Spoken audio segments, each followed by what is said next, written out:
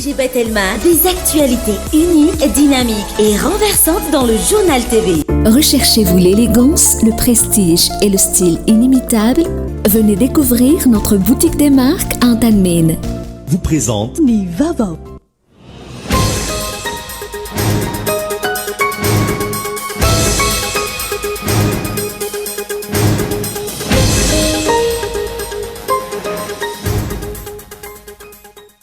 manana ny kolotsaina sy ny finoana mampiavaka azy ny vahoaka malagasy ary tokony ahay mitazona izany hatramin'ny farany na inona fivoarana entiny fanatontolona tokony ho mafisina nefa ny fampahafantarana sy ny fikolokoloana io kolotsaina io izay efa mihamarefo ankehitriny.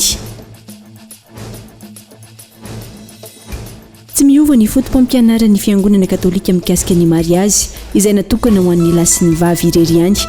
Hoy ny sekretera mpandrindra eo anivon'ny fivondrona ben'ny évêque eto Madagasikara na eo azy ny fanambarana navoaka ny Papa Ray Masina Omalingy. Ny Papa Ray Masina François izay hitiavina fa nakatoa ny fitsofandrano ireo mitovy fananahana ivelan'ny liturjia ka niteraka resabe anivon'ny fiarahamonina indrindra eo anivon'ny fiangonana amin'izao fotoana. Manjidina ny 1.7 miliara ariary ny volan'ny orinasa afakabatsy nalohany fanjakana tao anatin'ny 10 volana. Niteraka fatiantoka goavana ho an'ireo orinasa izany ankoatra ny olany fahatapahan-jiro ka mety afara amin'ny firosoana amin'ny chômage teknika. Efa imbolana izao no tapaka tanteraka ny rano amin'ny pompy ao amin'ny fokotany ankady lalapotsy commune Ankarobato. Nanjary isaky ny tapabolana ihany koa vao tonga ny bombonina avy amin'ny jirama ho an'ireo ponina any an-toerana. Tafakatra amin'ny 10 ariary manoloana izany ny iray bidon amin'ny rano any an-toerana. Any ivelany tafakatra 7.90 ireo mpanao gazety gazaoina moniainy vokatry ny ady eo amin'ny Israely sy Hamas hatramin'ny androany. Nitoetra ny daroka bomba ho Gaza ka 20 indray ireo namoniainy androany. Andala-paharavana tanteraka ny tanànan'ny Gaza amin'izao fotoana ka very hevitra tanteraka ireo ponina. Ny antsipirindreo avy hatrany ary.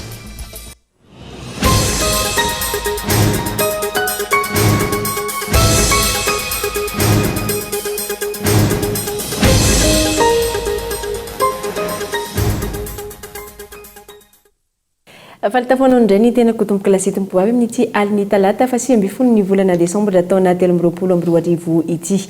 Aterina ny araba ary manasanao ampitiavana anjony fampahalalam-baovao. Anomboantsika ny fotoana avy hatrany.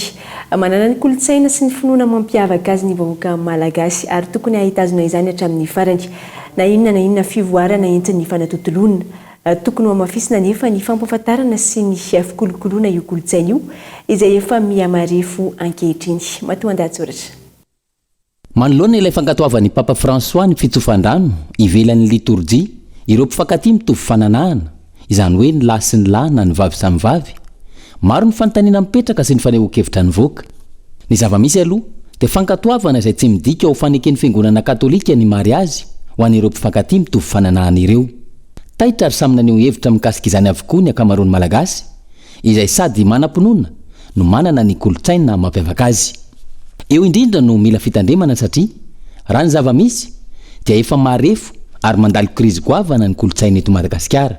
Tsy maro toerana ao amin'ny tsirairay intsony ny kolotsaina maha izy azy na ilay antsona hoe instabilité culturelle. Tany amin'ny 10 taona lasa nanjaka ilay fomba fiteny hoe aleo very tsikalakalam-bola toy izay very tsikalakalam-pihavanana. 10 taona aty aoriana mitsimbadika tanteraka ny toetra rà. Nanjaka ny kolotsain'ny fanjakan'ny vola, fanjakan'ny kajikajy. Ny vola no entina amadiana ny marina ho lainga ary amadiana ny lainga ho marina. Maro ny antony mahatonga izany famadian'ny soatoavana malagasy izany raha tsy ilaza afa-tsy ny asarotry ny fiainana. Ranona ny vatana, mivezivezy ny fanahy, ny tarazo ny fanjanahantany dia ny fampiadiana ny malagasy amin'ny kolotsaina ny andohany. Ny fitobahan'ny kolotsaina avy any ivelany. Maro ny kolotsaina vahiny tsy zaka ny toe-panahy malagasy. Tsy resahana intsony ny zava-mahadomelina. Ny tsy fampina ny fanolokoloana ireo vakoka sy fanampiazana ara-kolotsaina, vakodrazana, fampahalalana ny fombandrazana, ahitao mampiavaka ny malagasy sy ny sisa. Ny fampanjakana ny fahefana amin'ny kolotsaina. Izany krizy ara-kolotsaina izany dia voarain'ny ato-fanahin'ny malagasy tsirairay avy ary mamadika ny fotom-pisainany. Tsy ho ara-javaboary intsony fa lasa miaina fotom-pisainana mifanohitra amin'izany na ilay antsona hoe contre nature. Ny kolotsaina izay fa eo ihany koa ny finoana. mifamatotra amin'ny kolotsaina ny finoana ka raha marefo ny kolotsaina marefo ihany koa ny finoana singa mamelona ny firenena ny kolotsaina raha raisina amin'ny vatan'olombelona dia ny ara-toekarena no taolana sy nofo ny kolotsaina kosa dia fo mitempo sy fanahy ary mandrafitra ny fotom-pisainana tsy tokony ho adino nefa fa ny finoana dia fanekena ampahatokisana ny zavatra tsy hita maso na ara-panahy na tsy takatra ny saina na tsy haiporofoina nefa tsaroana ho misy na ho marina tsy miankina amin'ny zava-misy tsapan'ny fitaovam-pandrenesana ny finoana satria ireo dia mety hanohana na hanohitra izay tsangakevitra izay misy karazany maro io finoana io ara-pivavahana ara-tsiansa ara-kolotsaina ary misy koa aza ilay antsoina hoe finonom-pona izay finonom-pona izay no mila tandremana indrindra ho an'izay marefo ara-kolotsaina ny kolotsaina izay fitambarany maizy azy ny firenena iray na ny foko ny faritra ny fomba mampanao samihafa ny fotom-pisainana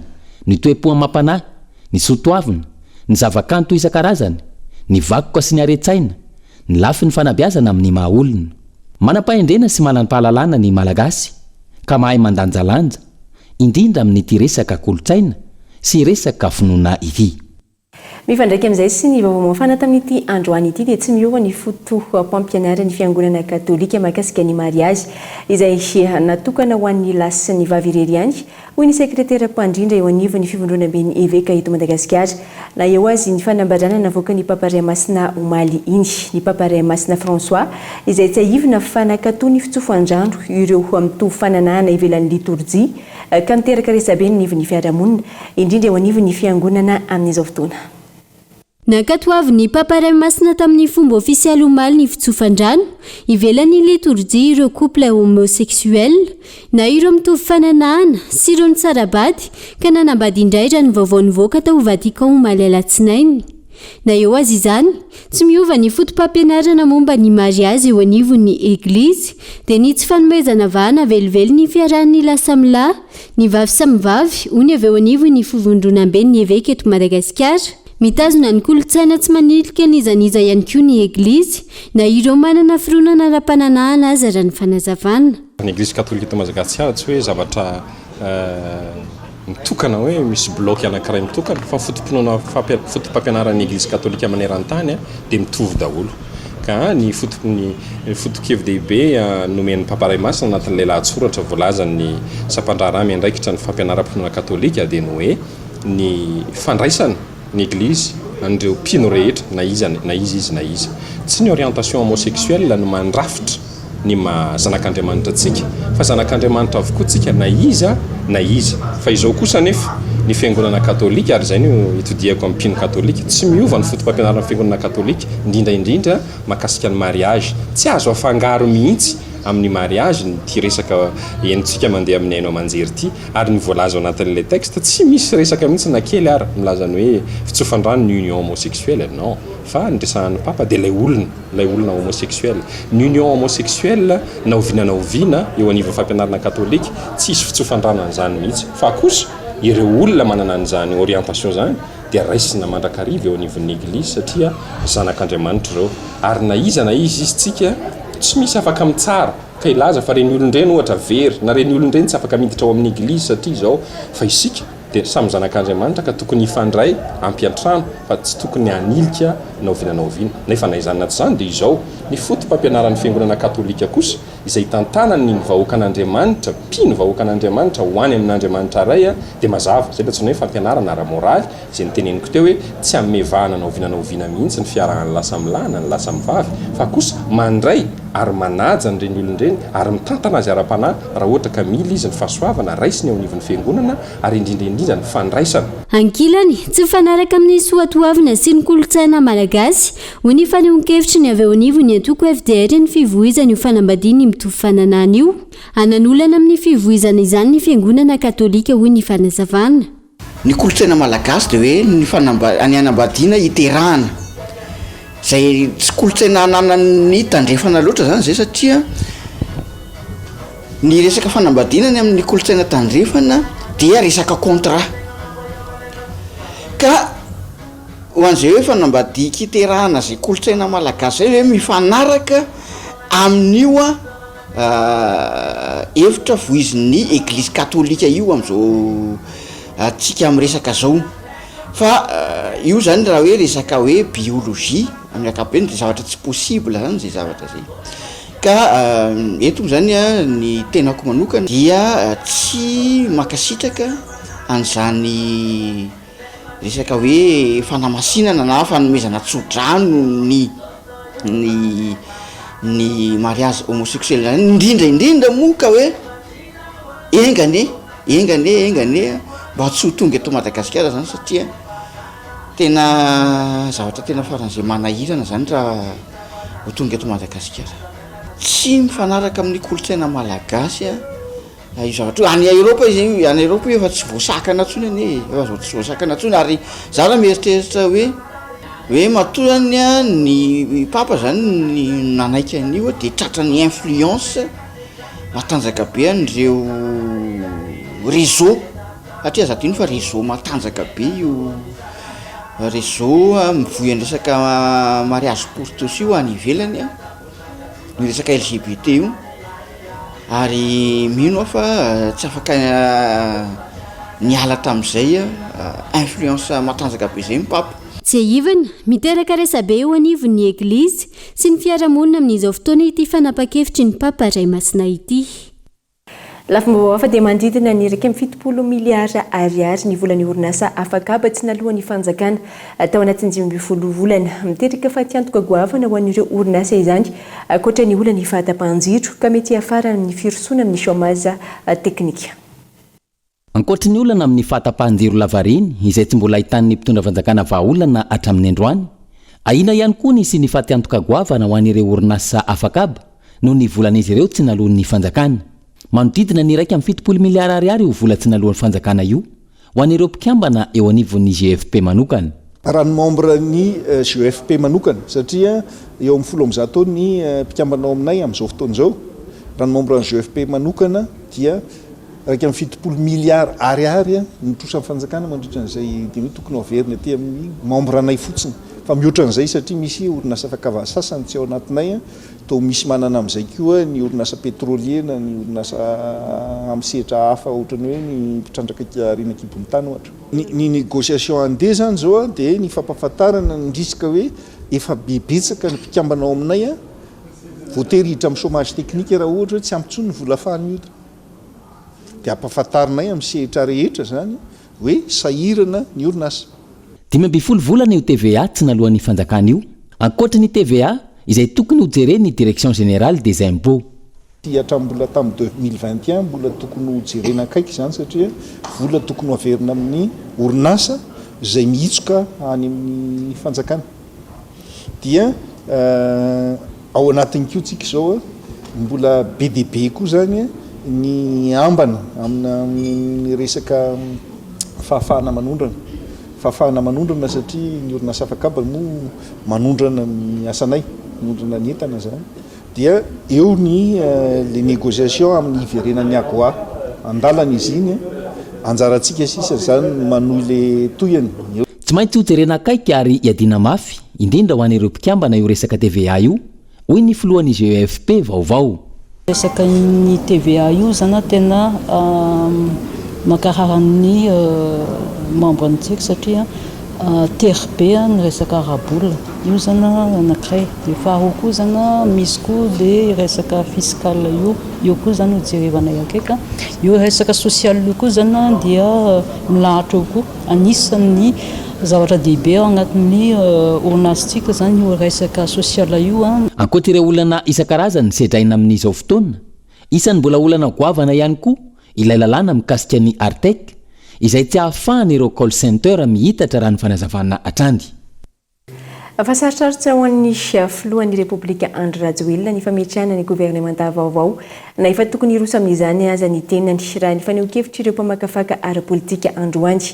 Raha araka ny tokony ho izy ny andro nanaovan'ny filohan'ny Repoblika Fianina teny Mahamasina no efa tokony nanao ny fametraha-pialana fahobe ireo minisitra mandrafitra ny gouvernemanta. Mety hanao ny fampandehanan-draharaha mandra-pisin'ny solombavambahoaka vaovao ireo ministra amperina sankehitriny raha ny fanazavany mpamakafaka raharaham-pirenena. Henri Florian. Efa manao tohivakana amin'izao fotoana izao ny fanambarana miendrika fitadiavan-tseza ho mpikambana ao anatin'ny gouvernemanta vaovao ary misy sady ireo mpana politika no nametraka masontsivana amin'ireo mpikambana mandrafitra ny gouvernemanta vaovao izany. Maro ny fikambanana nanao fanambarana ary misy aza ireo ny tana andraikitra teo aloha no miketrika ny fomba rehetra azahoana seza indray amin'izao fotoam-piasana manaraka izao. Anisany itoviany ankamaroan'ny olom-pirenena ankilany hijerevana manokana ny lafy ny fandrivalemana, ny fiakaran'ny vidim-piainana, ny fahatapahan-jiro sy rano lavareny sy ny tsy fananana asa. Ankilany nazava ny lahateny ny filohan'ny Repoblikan'i Madagasikara teny Mahamasina fa hanohy ny asa ireo ministra nampiseho vokatra tsara tamin'ny departementany andreketany ary misy kosa ireo afindra toeran-kafa. Raha ny tokony ho izy moa zany dia tamin'ny andro nanaovan'ny filoha voafidy fianianana ny 10 Decembre dia nanao démission collective ny gouvernement. Tsy izay moa zany no zava-nisy fa raha raisika koa ny élément ny famakafakana dia nilaza ny filoha zany fa tsy hanova ireo élément zay heveriny fa nahomby izy le nahomby moa mety samy manana ny fandrefesana azy fa le hoe nahomby aminy dia tahaka ny hoe nahomby tamin'ny fampandaniana azy ohatra. Dia hatreto zany aloha tsy misy feo mity mahakasika ny fametram-pialan'ny gouvernement raha ohatra ka momba lay tokony ataoko hoe lalana hijorana demokratika satria miditra amin'ny mandaty zay moa ny aky. Tsy hiditra amin'ny débat hafa moa zany tsika aloha fa ny aky zany dia hoe misy filoha nanao fianianana eo zany dia tokony andrafitra gouvernemanta vaovao zay anomana ihany koa ny politika ankapobeny fanjakanana ny PGE. Raha ny fanazavan'ireo mpamakafaka ara-politika nanaovana fanadidina androany sarotsarotra amin'ny andrajoelany teodra ara-politika misy amin'izao fotoana izao indrindra fa ny fivadibadian'ireo solovam-bahoaka maro anisy eny anivon'ny andiny miram-pirenena. Mazava ny voalazan'ny lalam-panorenana ao amin'ny andiny faha 720 fa ny solovam-bahoaka maro anisy no manolotra ny anaran'izay ho pré-ministra lehibe ny gouvernemanta. Maro ireo solovam-bahoaka no nivadika palitao ary marina hirana ny mpitondra fanjakana sy ny vorona IRD ary ny atoko TGV ihany koa ny nanesorana ny razana masoa Kristine tsy ho TGV intsony. Tsy maintsy mbola mandamina ny ankohana ara-politika moa zany ny ataontsika hoe ny atokony fitondrana amin'izao fotoana zao ny Assemblée nationale zany na ihany koa zavatra mety heverina dia hoe tsy hatretra novon'ny gouvernement io zareo fa iroso amin'ny dissolution ny Assemblée nationale ny filohan'ny République ka iroso amin'ny fifidianana alohan'ny fotoana zany zay vinefinainy mety any amin'ny volana mars any raha toa ka adaina ny lalàna amin'ny fotoanandro mainandro zany dia amin'ny volana mars any zany hoe raha ravaina zao ny gouvernement ny Assemblée nationale dia 10 andro mapetraka ny lalam-panorenana tokony anaovana ilay fifidianana. Raha toa zany ka iroso amin'izay fandravanana ny Assemblée nationale zay dia manoloa ny asany ny gouvernement zay mbola hampandany ireo député ihany koa zany dia azo heverina zany fa ny député vaovao zay olany eo andrafitra ny maro anisa any amin'ny volana mars zay dia any vo isy ny proposition na prime ministre vaovao dia manaraka ny lalam-panorenana zany article 54 io dia io zany any amin'ny volana avril 2024 zany tsika vao mietreritra hoe anana gouvernement vaovao manaraka ny lalam-panorenana. Raha nitsapa atreto raha tsy toerana amin'ireo solovam-bahoaka IRD ny prime ministre Antsay Christian taoriany ny motion de censure ny volana Decembre taona 2020 lasa teo iny. Mbola barengo lehibe araka izany fipetrahan'ny gouvernement vaovao raha ny zava-misy ankehitriny no jerena. Makasika andrara-pirenena izay hatrany dia ahina iteraka krizy vaovao eo amin'ny firenena ny nanantanterahana ny fividianana filoham-pirenena izay natao amboletra ny 12 Novambra lasa teo ny fanehoan-kevitry Gérard Andrialemirovason tale général ny fiadidina ny Repoblika teo aloha nambarany fa tsy tonga nifidy ny 17 isanjaton'ny mponina noho ny tsy fahatombanana hita sy tsy fanaran-dalàna izay niseho ireto farany izay ahina itrotra manoloana ny voka-pividianana fenosoka farany teo. Christian Jimby. Tsy nifidy avokoa ny 17 isanjaton'ny olom-pirenena teto Madagasikara nandritra ny fifidianana filoham-pirenena tamin'ny 12 Novambra lasa teo. Anton'izany ny fahitana ny tsy fanaran-dalàna sy ny tsy fahatombanana izay niseho na mialoha na nandritra ary tao aorian'ny fifidianana iny. Nilaza androany Gérard Andrialemirovason tale général ny fiadidinan'ny Repoblika teo aloha tamin'ny fitondran'ny amiral Didier Ratsiraka fa ahina iteraka krizy eto amin'ny firenena ny nanatanterahany ny fifidianana amboletra iny. Izao anao zava-misy zay sy azo idovizana misy sy azo sy ho fatahana koa dia ny 17 isanjaton'ny malagasy sy tonga ny fidy azy na inona antony nefa kosa nanzaka ny zava-misy ara-politika sy ara-pifidianana ireo maronisa sy tonga sy ny fidy ireo dia izao zany sika manomboka ny deuxième mandat ny andro azoelona ho tafita sasy ho tafita zay tena kabaro hafa misy zay zavatra zay satria ireo olona tonga sy ny fidy ireo a sy hoe nazakany zava-misy ara-politika sy ara-pifidianana izy ka hangina zay ila dia mbola sy fantatra zay zavatra fantatra fosiny a sy ny teny ireo olona ireo a ary sy ny lobava na mafisiny an-trano fa mety hitsotra ireo 5 polisy ndatin'ny olo-pirenena izay tsy mifidy tamin'ny fotoana ny fifidianana iny ireto farany izay tsy nanaiky hatramin'ny farany filohampirenena izay tsy mizaka intsony ny zo-pirenena malagasy raha ny fanazavana sy hoe sisy resaka sony le nationalité ino zay ny rezako anao teo hoe la réalité politique et électorale ont statué contre l'abstentionnisme raha ny abstentionnisme tonga ny fidy sy nanaiky an'io hafa ny fipetrany dia amin'izao fotoana zao zany a eo ampasairana sika ny amin'ny lalàna move mahazo milasaka filoham-pirenena ny olona sy manana nationalité malagasy sony nefa izy olona io da eo zany sika zao a mbola ifove zay adihevitra zay mbola sy fantatra fa ny sasany zao nanao hoe navalo ny fifidianana iny ary le 5 amin'ny fito-polo isanjato sy ny fidy reto a mino sy navalony zareo ny zavatra iny de miandro ny réaction'ireo olona ireo sika hatreto efa maro ireo mpanao politika firaisamom-pirenena sy ireo fikambanana maro samihafa nefa nanamafy fa tsy azo ekena ny voka-pifidianana izay natao amboletra tamin'ny fifidianana farany teo nanamafy izany ihany koa ny collectif de candidat araka ny fanambarana izay nataon'izy ireo maly reto farany izay hanohitrany tolona ho an-tanitandalana sy ny fiandrianam-pirenena araka izay fanatsidika izay dia mitontolona ho ny cellule de crise mitaky ny fiverenana amin'ny tanitandalana izay mitondra ny anarana hoe diovy Madagasikara nanomboka androany voaososy ny fiandrianam-pirenena voahitsaka ny lalàna sy lalam-panorenana ka tsy ekena hatramin'ny farany izany hoy izy ireo raha nanio ny heviny mahakasika ny fitakiana atao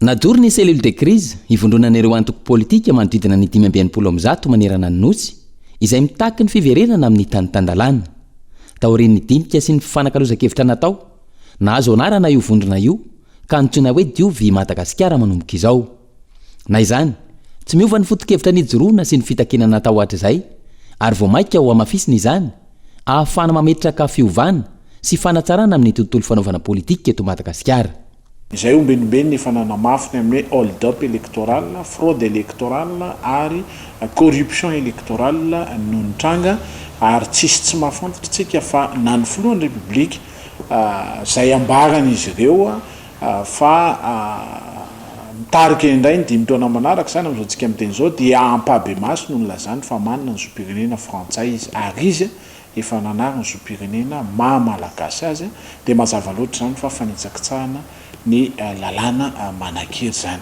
ho anay zany dia mbola ampahafantarinay ny vahoaka malagasy ny amin'ny hoe tsy miova ny fomba fijerinay sy ny famakinay ny raha politika ankehitriny eto amin'ny fiainan'ny firenetsika fa hold up électoral iny ary tsy mendrika nitondra firenena ny olona manao amboletra toy izany voaosotsy ny fiandrianam-pirenena voahitsaka ny lalàna sy ny lalam-panorenana hoy ity rafitra diovy Madagasikara ity tsy hisy fifidianana madio sy ho ekeny rehetra eto raha tsy misy fanadiovana ny tontolo ny fifidianana sy ny fiverenana ihany koa ao anatin'ny tanitandalana ho anay dia atranam-piandohana ilay fifidianana raha hitovizana ny fomba fijery zany amin'ilay teboka efatra ny rana nandritry ny enina herinandro dia tsy tokony handray anjara mihitsy ao anatin'ny raha-pifidianana zany ny ex candidat ninninona mety ho fipetraka ny raha ny antony dia tsotra lay fifidianana fototra mihitsy ny fifidianana filohan'ny republika no efa nampiteraka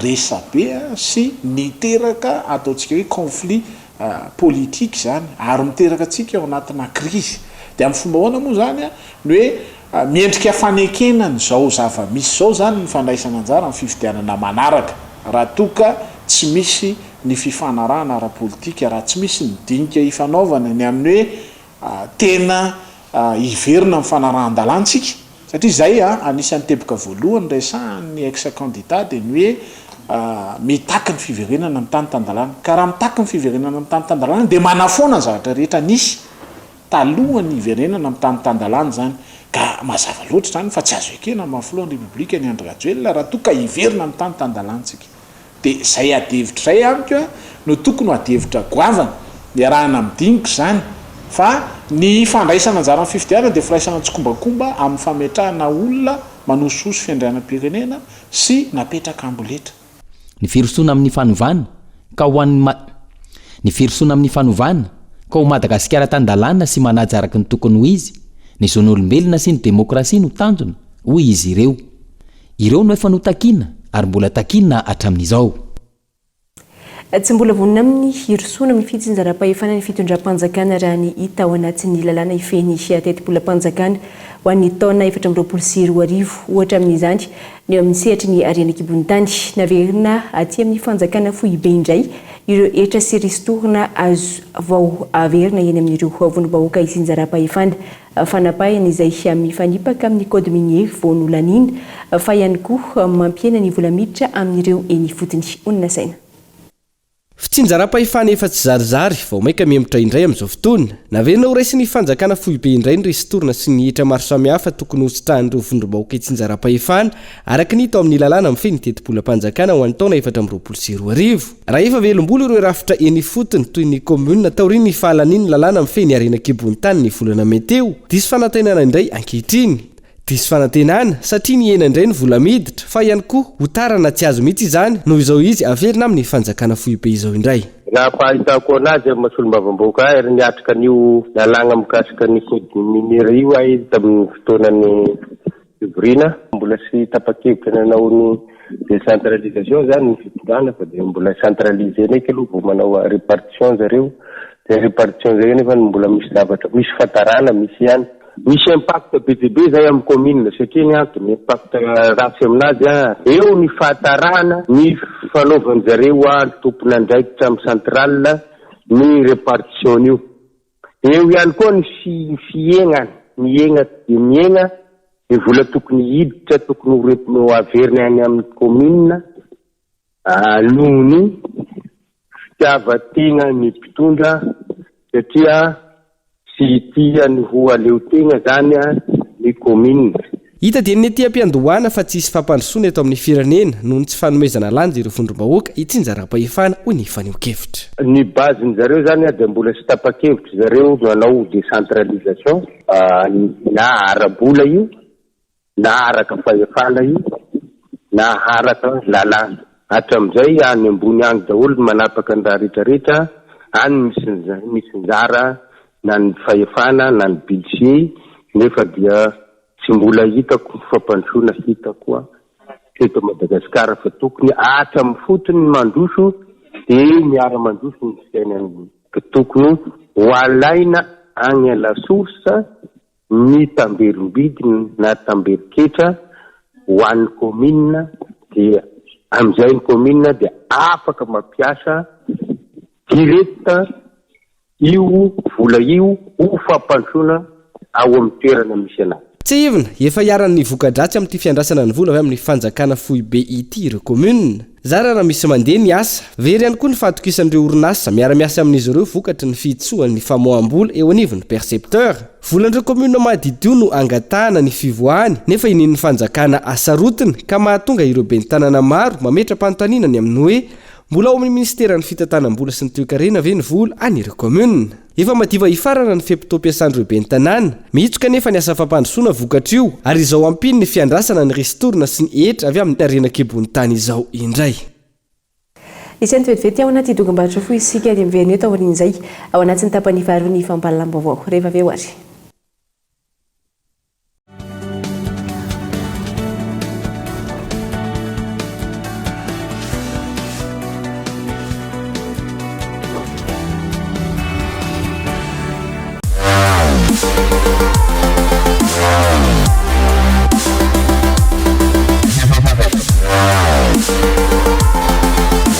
Découvrez de nouvelles sensations. La Fibre Go est chez vous pour 99 000 par mois. Oui, vous avez bien compris, 99 000 seulement. Abonnez-vous vite en Télémashop.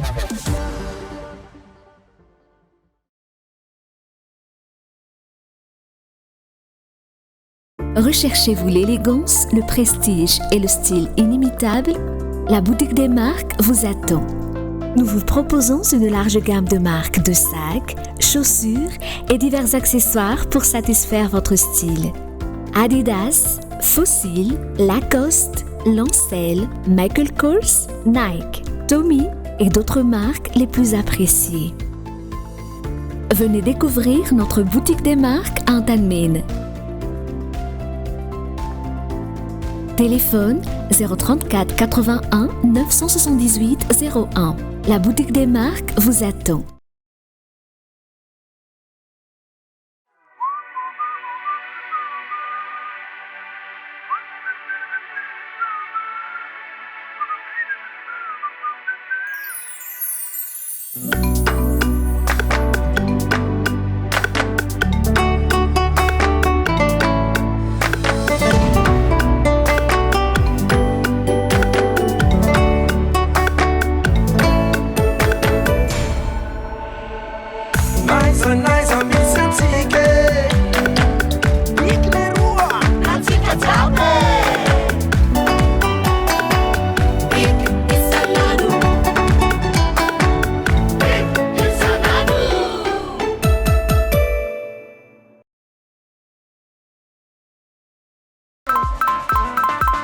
Et hop, c'est déjà la grande promotion chez Batimax. Du 1er décembre au 6 janvier, 5% à 15% de remise sur tous nos rayons à Batimax, Indahar et Sarlalan.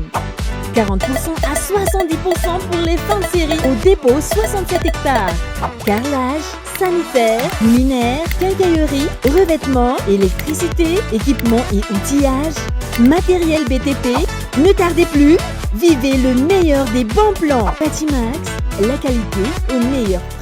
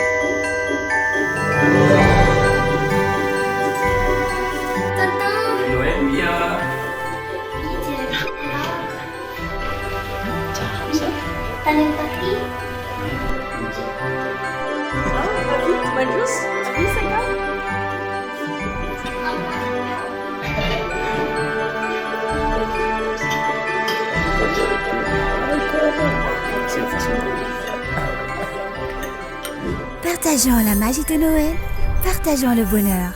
Belle fête de Noël avec Mvoul.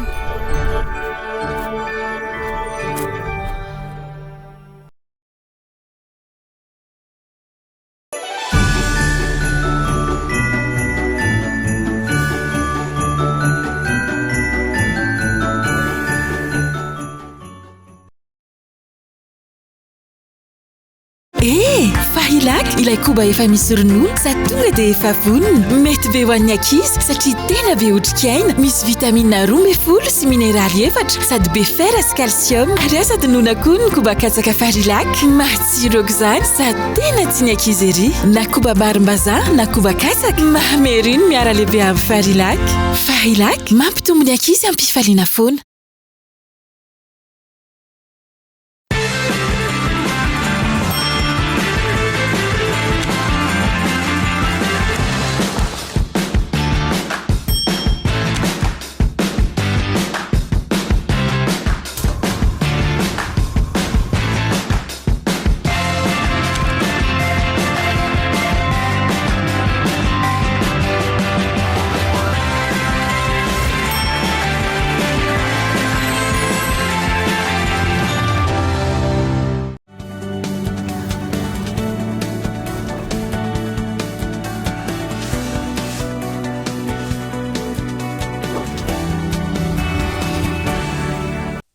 somatsara atao anatin'ny tapany faharoa ny fampalamba vao mamerina ny araba ary manasanao hatrany anarakatra amin'ny farany fiara misy raika ambin'ny folo azo tamin'ny fomba tsy ara-dalàna no nataon'ny aray na ny agence de recouvrement des avoirs illicites la vente à Paibaimaso teto Antananarivo androany. Olona iray no tompon'ireo fiara misy raika ambin'ny folo ireo raha ny fanazavana vola maherin'ny 27 tapitrisa ariary farafahakeliny no azo amin'ireo fiara ireo ary mbola hitomby izany mandritry ny lavanty ny 20 ny volana Decembre ho avy izao no anao lavanty à Paibaimaso n'ireo fiara misy 7 ambin'ny folo no giazana ao Tamatavy indray ny eo anivon'ny aray ny lakana efson. Olona iray ihany no tompon'ireo fiara miisa raika ambin'ny folo no giazany aray na ny agence de recouvrement des avoirs illicites natao à la vente à Paibaimaso teto Antananarivo androany. Tantsona nisy amerenana ao anatin'ny kitabolam-panjakana ireo arena azo tamin'ny tsy ara-dalàna. Efa nazahoana didy avy amin'ny fitsarana avokoa ireo fananana hananaovana fivarotana ireo raha ny fanazavana hatrany. Dia mariana nefa fa ireo fanananareo dia mbola voageja vonjy maika kanefa kosa tsy maintsy atao ny famarotana mba hielana amin'le hoe simba fotsiny eo le fananana zany mandra-pivoaka ny didy mpitsarana farany zay milaza an'le olona hoe meloka tokoa le olona satria zay didy mpitsarana raikitra na didy mpitsarana farany zay dia mety amatona ny vitsivitsy na maromaro vao tena mivoaka satria le olona manana zoa raha ataontsika hoe meloka ao amin'ny ambaratonga mpitsarana voalohany izy dia manana zoa pakatra any amin'ny fitsarana ambaratonga faharoa mandeha hatrany amin'ny fitsarana fandravana fitsarana tampony zany dia zay fotoana zay elaela ihany dia mety ho simba le fananana na miendanja dia samy tsisy azo tombony nefa rany na le tompony raha ohatra ka hoe tsy maintsy ho averina le fananana raha sanatria zany raha ohatra zany ka hoe tsy meloka le olona dia zavatra efa simba miverina aminazy amin'izay fotoan'izay. Raha ohatra indray meloka le olona dia zavatra efa tsy manana valeur tsy manana sandany intsony no mirotsaka any anaty kitapo-mbola-panjakana nefa ny tanjona amin'ny resaka recouvrement des avoirs illicites dia hoe mba tena miverina any amin'ny kitapo-mbola-panjakana miarena azo amin'ny tsy ara-dalàna. Rehefa mivoaka ny didim-pitsarana ka tsy meloka ilay olona averina amin'ny sandany vola ny varotana azy ny fananana raha ny tatitra hatrany. Amin'izay fotoana izay zany dia le sandany le vola na marotana n'ilay fananana no miverina any amin'ilay tompony. Tombony ho anazy zay satria le teneniko teo hoe mety maharitra taona maro le fitaom-pitsarana ka raha zavatra efa simba miverina aminazy dia maty antoko izy. Fa raha ohatra tazomintsika dia n'izao ny sandany valeur an'le bien le fananana dia iny no miverina aminazy.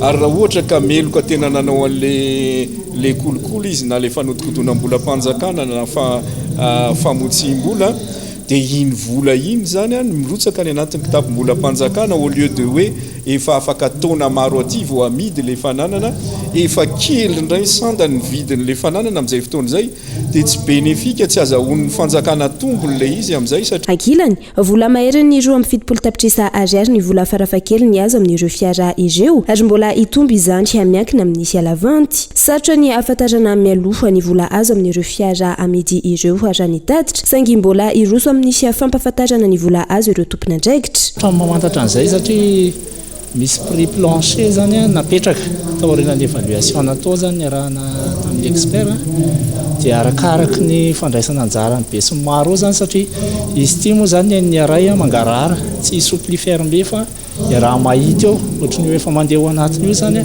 dia arakaraka ny fahavitry amin'ny mpandray anjara zany no ahafahana mametra rehefa avy eo ohatrina ny vola azy fa tsy maintsy hanao fampitambo avao makasika an'izay zay raha vao vita ny lavanty.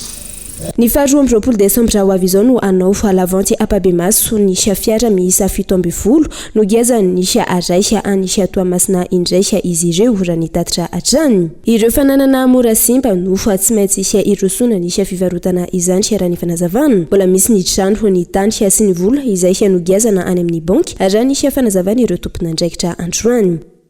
fa sarotra ny andrandra fandrosoana ao anatin'izao savorivory ara-politika misy eto amin'ny firenena izao hoy ny vondrom-pirenena mpanelanelana na ny groupement national de médiation raha ny fanambarana izay nataon'izy ireo androany.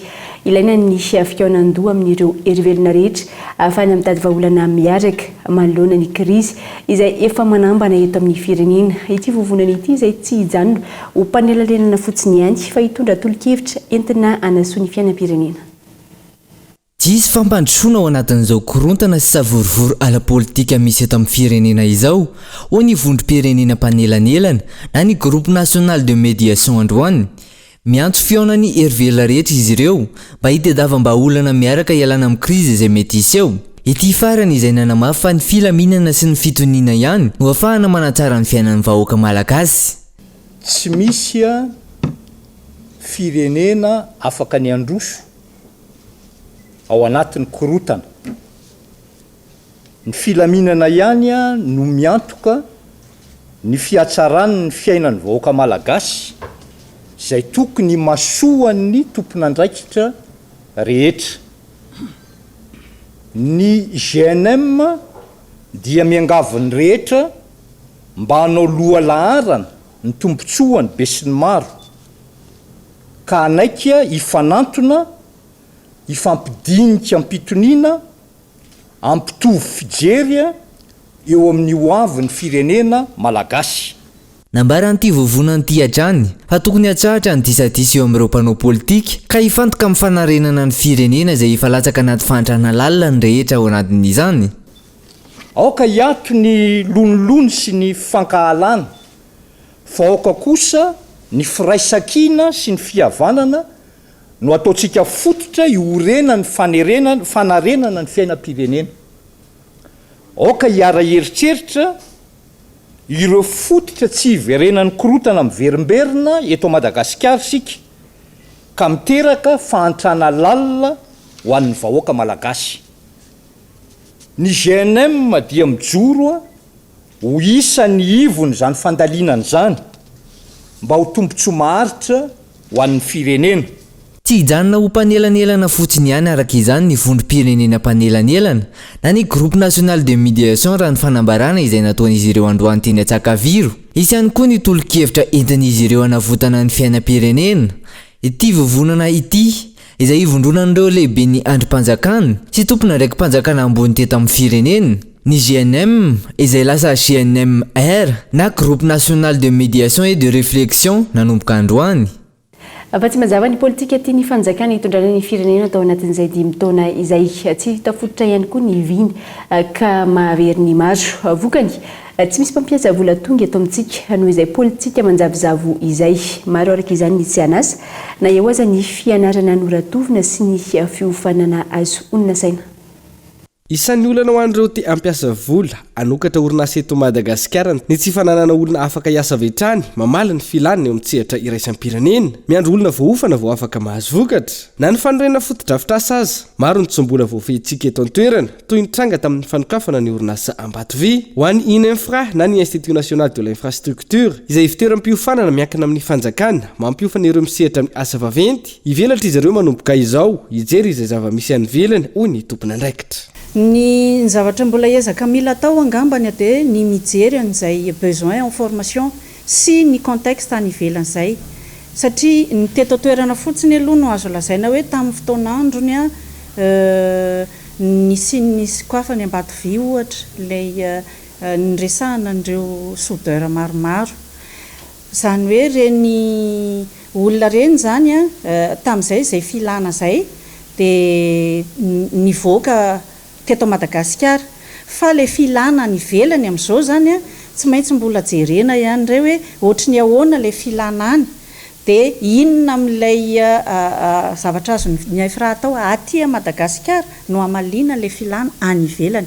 Mbola mila jerena zany zay satria zareo any ivelany raha hisehatra eto izy dia eto izy ny hiditra zany dia eto izy no miofana. Ny olona tadiaviny zany mety olona malagasy dia eto miofana. Ny raha tamboalohany le nataoko hoe tena travaux publics rery zay zao zany efa misehatra miaraka amin'ny ministère en transport satria ny INEFRA ny seul centre de formation mbola manao an'ireny examinateur de permis reny. Ny taona 1970 no nitsangana iny infra ka centre de maîtrise de pont et chaussée izy tamin'izany nampiofan'ireo agent de maîtrise ny asa vaventy. Io centre d'application des travaux publics ny taona 470 ary efa taona taoriny io no lasa iny infra ary 530 taona amin'ity taona ity. Maro ny filana ho ny tompona andraikitra 5 profeta eo amin'ny oentimanana izay avy amin'ny ministera ny toe-karena sy ny fitantanam-bola sy ny ministera ny asa vaventy. Amin'izao ivelatra ny fiofanana ary sokatra amin'ny sehatra tsy miankina maro izy ireo amin'izay fampiofanana izay. Andrasana kosa ankilany ny paikady matotra avy amin'ny fanjakana. Ny fitodiky ny politika ankapobeny ahafahan'ireo mpampiofana toy ny infra mandray fiapetra dia ny melo sy ireo izay iofana iompana amin'izay politika izay.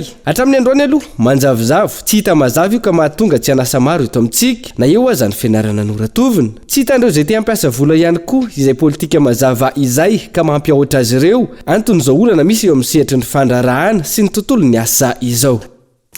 Efa imbolana izao no tapaka tanteraka ny rano amin'ny pompy ao amin'ny fokotany Akadilalapotsy commune Ankarobato nanjary isaky ny tapabolana ihany vao tonga ny bombonina amin'ny vitrirama ho an'ireo mponina any antoerana tafakatra hatramin'ny 10 ariary manoloana izany ny iray bidon amin'ny rano raha ny fanajiajiana natao fitiny kolona. 700 ariary hatramin'ny 10 ariary vao misitraka rano fisotro madio iray bidon ireo mponina ao amin'ny fokotany Ankadilalapotsy commune Ankarobato efa imbolana izao no niaina tahaka izany ireo mponina tapaka tanteraka ary tsy miasa intsony ny mpampondrano na ho an'ireo izay manana pompy ao an-tokantrano. Fa tsisy rano mihitsy fa any ambany any ambany alavitra be barbero iny izy teo ambany atsimo dia any ny olona maka rano dia fatsakana ny angalanay rano dia vidina rano nefa ny etya tsy dia takatry ny olona firy fa 5,000 700 farany ambany eo amin'ny herintaona latsaka eo satria eto koa fedina ny rano. Nandritra izay vanim-potoana ny ijaliana rano izay fanaterana rano amin'ny bombona iray no vahaolana avy amin'ny jirama ho an'ireo mponina 100 ny ao an-toerana voafetra ihany ny rano azo tovozina amin'ireo bombona ireo. Tamin'ny tapabolana lasa ankilany no namatsy rano farany avy eo anivon'ny jirama raha ny fitaraina an'ireo mponina. Dia ny ety atapy tanàna amin'ity bombony ity eo amin'iray volana sy tapany eo izay tsy nisy maintsiny dia raha nisy dia indraindray misy dia indraindray tsy misy indraindray 2 herinandro vao misy ray bidon indray mandeha ity bombony ity vao tonga dia nefany kely fotsiny ny azonao alaina 9 bidon nefany une semaine izy tsy hita mahitsiny dia ohatr'izay foana dia indraindray ray volana tsy hita tapabolana ohatr'izay satria 9 bidon isan'olona ihany no mahazo rano ny mponina. Izay zao eo amin'ny gargoty dia tena mila rano be mahitsiny amin'ilay fahadiovana sy anaovana an'ilay sakafo dia izay zao no tena problemanay izay aty tsy hainay hoe maninona ilay ranonay aty zany mba misy sandan-drano ihany koa fanampiny nefa ny tsisy rano miakatra mihitsy rehefa fotoana ohatr'izao maina ny andro ririnina fa avaratra nefa ny tokony be rano dia tsisy mahitsy. Raha ny fanazavany teo anivon'ny fokotany fiara fitaterana iray ihany no ananan'ny jirama anategana rano an'ireo toerana maro tsy misy rano manerana ny renivohitra antony mahatonga ny fahatarana amin'ny famatsiana rano amin'izao fotoana.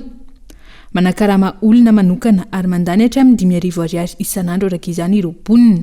Lasa asa fivelomana re satria ilay olona any mitsaly be amin'ny resaka rano dia izay ny problème aloha dia tsy maintsy mandeha ohatr'izao izay maka rano. Ilay olona any atokantrano moa zany no tena mampaka rano ilay olona hoe mampiasa pompy tsisy rano tsy mandeha miakatra ny rano mety hoe mavita 10, 12 vara mandeha mafy. Aty amin'ity pompin-drano iray eto Tanjombato ity araka izany no mivangongo maka rano ny rehetra sarety sy fiara tsy mataho-dalana isan-karazany no milahatra isan'andro no ny tsy fisian'ny rano hatramin'ireo fokotany sasany avy any Andorany fotsy. Tamin'ny Vairana no anarako mpamatsy rano ny Fary Karobato eto amin'ny barbero zany hoe Fary Karobato reo zany mitsaly be izy amin'ny rano dia tsy maintsy tonga eto amin'ny barbero izy maka rano satria malagasy toa ny tena dia tsy maintsy mena rano satria rano mifototry ny aina. Fiara dia sarety no mamatsy rano any ambony any satria mitsaly be ny olona any amin'ilay rano. Tsy ananany zareo rano moa ilay olona eto an-tanàna indraindray menimena hoe milahatra be ilay eto nefa raha samy malagasy zany dia tokony tsy fanao an'izany satria ny rano mifototry ny aina. Zo fototry ny tsirairay ny fisitrahana rano fisotro madio raha ny eto Antananarivo manokana. Mbola lavitra ny ezaka izay anaovany ireo mponina Antsoava ankehitriny. Miandry ireo vahoaka hitsotra trano ve ireo tompona andraikitra vao andrainy andraikiny. Olana amin'ny famatsiana rano sy herinaratra izay tsy nahitamba-olana matotra tao anatin'ny 5 taona izay. Fa tsy ekena ny fitakiana vola tsy mazava ataon'ny délégué ny tsena hoy ireo mpivarotra ao amin'ny tsena ny Sotry amin'izao fotoana manakaiky ny fety izao. Ireo mpivarotra izay nanao Antsoava amin'ny tompona andraikitra eo anivon'ny commune hijery akaiky ny tena zava-misy marina fanadihadiana. Ny taraina reto mpivarotra eto amin'ny tsenany Sotry reto androany antony midangana ny vola takin'ny délégué ny tsena hoy izy ireo ary tsy fantatra mazava ny antony indrindra amin'izao fotoana manakaiky fety izao. Efa vatarana anay zany le hoe atao madinika atsimo varotra amin'ity sisin-drano ity dia mitaky zany zay ny anafoanana le vola zay alohanay ao anatin'izao tsena zao. Ny antony zany dia mazava be zay zany efa mandoa anty carnet ity zany. Ity carnet anay ity zany andoavanay adidy ity isam-bolana eo anivon'ny commune. Akoatran'izay zany ity carnet ity dia vidinay amin'ny commune isa-taona manao avozana foana zany izy ity. Noho izany zany ny fokotany izay isoranay mampiatsano anay manana didy koa zay amin'ny fokotany. Taterahanay somatsara zany adidy zany na eo anivon'ny commune na eo anivon'ny fokotany. Zay raha teo tompo-toerana zany ty toerana ity zany zay ny namelona n'ity tsena ity zany. Ankehitriny nefa zany ao anatin'izao tsenan'ny Noely zao dia takiana vola zany 2,000 ariary isaky ny carnet zany izay mpivarotra. Izay nefa dia mpivarotra majinika satria mpivarotra amoron-dalana zay. Zay aza tsy mahita an'izany tombarotra 2,000 zany.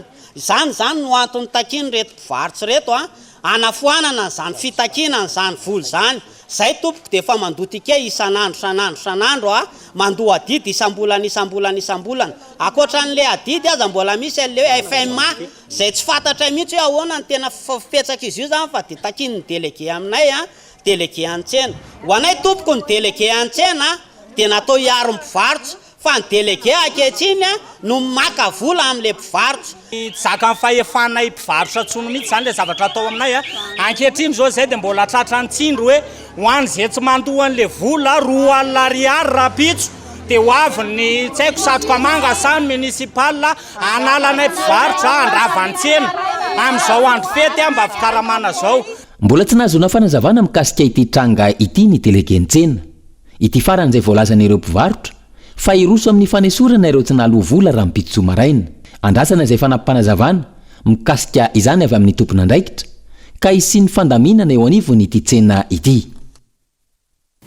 Anisan'ny fikambanana masina eo anivon'ny fiangonana katolika anakatoavy ny fivondrona ben'ny évêque ny MCCP na ny mouvement chrétien des cadres et des professionnels Madagascar izay ivondronan'ireo tompona andraikitra ambony amin'ny asa isatsokajany. Ny farany herinandro teo dia nitanterahana tao Mahajanga ny fianamben'ny MCCP avy amin'ny diocèse tapany avaratra ho fanamafisana ny fifandraisana eo amin'ny sy ny ekipany MCCP. Anja Robert, Kolo, Mahajanga. Ho fanamafisana ny fifandraisana misy eo amin'ny ekipa ao anatin'ny archidiocèse n'Antsiranana, Ambanja, Port Berger, Mahevatanana ary ny diocèse ny Mahajanga, ny fianamben'ireo MCCP na ny mouvement chrétien des cadres et des professionnels eo anivon'ny fiangonana katolika izay natao teto Mahajanga ny 12 hatramin'ny 17 ny volana Decembre teo. Ny MCCP zany dia firotany ireo mpiandraikitra sy tompona andraikitra eo amin'ny sehatry ny asa fikambanana masina izy io eo anivon'ny fiangonana katolika izay nakatoavy ny fivondrona be ny évêque. Ny mitranga eto Mahajanga zany dia fivoriana MCCP eo anivon'ny archidiocèse avaratra.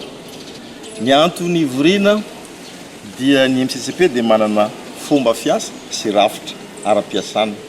Raha nanao ny congrès national izay tamin'ny taona 2022 dia misy tetikasa izay narafitra izay mendrika anaovana fizoviana. Raha tamin'ny taona 2024 no nisiny ny congrès national ny MCCP izay noraisy ny fianaratsoa dia amin'ny taona 2024 indray ny congrès national manaraka. Ny diocèse ny Mahajanga, ny tanàna ny Mahajanga no andray ny congrès national ny MCCP amin'ny taona 2025. isaky ny telo taogna zany anaovagna an'izay congrès national zay ka isan'ny efa fiomanagna sahady amin'ny fandraisagna vahiny fikarakaragna fivoriana no antony izao fivoriana atao eto zao. Ny congrès national zany no fotoagna fagnavaozana ny bureau national ny MCCP eto Madagasikara. Dia amin'io koa zany no andinihagna ny programme anasa mandritra ny telo taogno avy ny MCCP Madagasikara. Zava-dehibe eo anivo ny fiangonana katolika tokoa ny fisian'ny MCCP izay ahitana mpikambana eo amin'ny 700 miparitaka isaky ny paroasy ny anivo ny diocèse roa amby roapolo eto Madagasikara. Ny mpikambana tsiraikiraiky amin'ny MCCP zany dia iraky ny fiangonana hitondra ny evanjely any amin'ny toerana iasana tsirairay. Tsy hoe andeha maky baiboly isaky ny bureau zany zay fa ny fomba fiainana, ny fomba fihetsika. Dia ny MCCP koa zany eritreretin'ny fiangonana hitondra ny fahaiza-manao ny tsirairay avy any entigny magnasoa mampiroborobo ny asan'ny fiangonana. Dia ny MCCP koa zany eritreretin'ny fiangonana ho andry ny fianakaviagna mba ho toerana mendriky azahoan'ny zanaka sy zafy fagnabeazana mendriky zany ny eo anivon'ny tokantragno tsiraikiraiky izay misy ny MCCP. Ny diocèse ny Mahajanga araka izany no andray ny congrès national ny MCCP amin'ny taona 2024. Indray mbava amin'ny vaovao ny fanatanjahantena dia fampitomboana ny isa ireo vehivavy mandray anjara ny quartier eto Madagasikara. Nisy ny fifananana mitondra ny lohateny hoe détection de jeunes pilotes féminins karakarain'ny Maharabary sy ny club FMM Sam. Fifananana izay atao ny alarobia fahatelo ny volana janoary ho avy izao. Antsoina manokana indray anjara amin'izany ireo vehivavy 12 hatramin'ny 12 taona. I Maharabary izay efa tompon-daka ny Madagasikara indroa sesy tamin'ny ity taranja ity fanampanazavana. Satria hitanay zany hoe tsy dia misy vehivavy zany manao course automobile, surtout ao amin'ny quartier ohatrany anankiroa angambany izy na telo raha tsy diso. Dia izay hitanay hoe tokony atao promotion kokoa zany le sport automobile amin'ny par rapport amin'ny vehivavy zany. Dia izay nampatonga anay safidy hoe vehivavy toy izay lehilahy. Mahafinaritra be zany le projet, déjà passion le izy. Ny tena moa efa anatin'le sport auto zany dia le kartine tena marina mihitsy ny hoe entanina zany ny ankizivavy de 12 ans à 16 ans. Dia les parents koa zany mba mila encourager na hoe mba mi-encadrer an'le ankizy satria io mila finiavana be, mila volonté, mila fitiavana koa. Dia efa izay rehetrarehetra moa zany ao anatin'ny amin'ny club tsirairay efa partagé zany io idée io dia samy manao détection daholo dia izay te-antany renseignement moa zany afaka manontany ny club FMMS Sam, afaka miresaka amin'ny mahary dia afaka miresaka amin'ny kokoa. Amin'ny maresaka avy any ivelany tsy tafakatra 7 ireo mpanao gazety Gazaoina Moniaingy vokatry ny ady eo amin'ny Israely sy Hamasy hatramin'ny androany. Mitoetra ny darokabomba ho Gaza ka 20 indray ireo na Moniaingy. Andalam-paharavana tanteraka ny tanànan'i Gaza amin'izao fotoana ka avy-rivotra tanteraka ireo mponina. Fanampanazavana eo amin'ny sary ny France 24. Palestiniana misy 20 indray no namony ainy vokatry ny darokabomba israeliana tao rafa androany. Mpanao gazety Gazaoina iray tamin'ireo raha toka ankizy ny efatra hafa farafahakeliny. Ity raim-pianakaviana ity izao namony zafikeliny misy 2 ka zaza voamena vava ny iray amin'ireo. Misy 70 ankilany ireo mpanao gazety Gazaoina mony ainy hatramin'ny 7 volana Oktobra nanomboan'ny ady teo amin'ny Hamas sy Israely. Fianakaviana maro no efa nitsoaka ny Gaza amin'izao fotoana saingy tsy misy toerana azo antoka isitrihana ny ady intsony any an-toerana hoy ireo vahoaka Gazaoui. Efa i Gaza iray manontolo ankehitriny no ravan'ny ady. Israely izay tsy mihevitra ny ampiatso ny ady hatreto na eo aza ny antsoava ataon'ny vondrona sy firenena maro amin'izany. Marina ny fiarantsika tamin'ity alina ity isokana feno ianao naizanaiza misy anao nanaraka ny fampahalalam-baovao hatramin'ny farany mamy fotoana anao ho amin'ny rahampitso indray veloma tompoko.